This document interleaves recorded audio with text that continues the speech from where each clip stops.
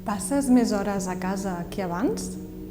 Això pot ser a causa de l'augment d'hores de teletreball, les restriccions per la Covid-19 o altres circumstàncies vitals, com en el cas dels pares novells o persones d'edat avançada.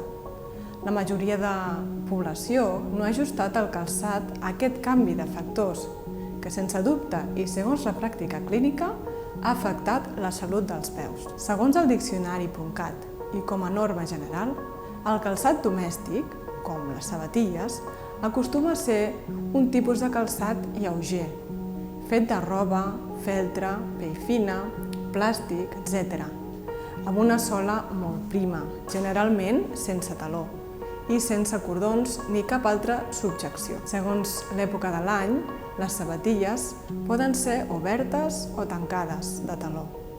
No obstant això, la part que subjecta el taló, el contrafort, sol ser poc consistent en estructura.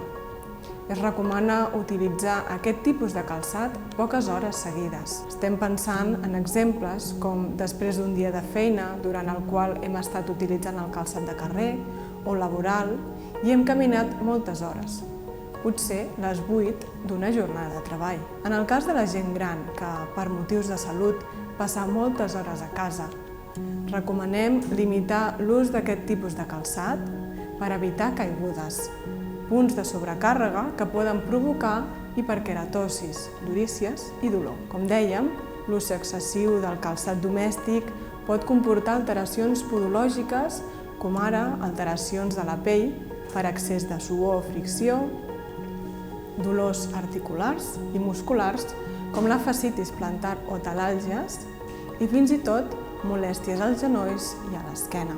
Cal tenir present que el calçat que portem no serveix només per protegir els peus, fer maco o prevenir caigudes, sinó que també és un factor important quant a correcció d'alteracions biomecàniques del peu. És per això que en el cas que ens pautin un tractament ortopodològic amb suports plantars, serà necessari portar-lo les hores que estem a casa i, per tant, ajustar el tipus de calçat per tal que el tractament sigui eficaç. T'has plantejat mai quantes hores calces les sabatilles per estar per casa? Quina activitat fas amb elles? Pensar en aquestes preguntes t'ajudarà a saber si n'estàs fent un mal ús o no. Si t'adones que no n'estàs fent un bon ús, els podòlegs recomanem que el calçat permeti subjecció, ja sigui amb cordons o amb un altre tipus de tancament. Que tingui una sola consistent, que aporti confort i que tingui una alçada mínima de taló de 2 centímetres. Si tens qualsevol dubte, com sempre, et recomanem adreçar-te al teu podòleg de confiança.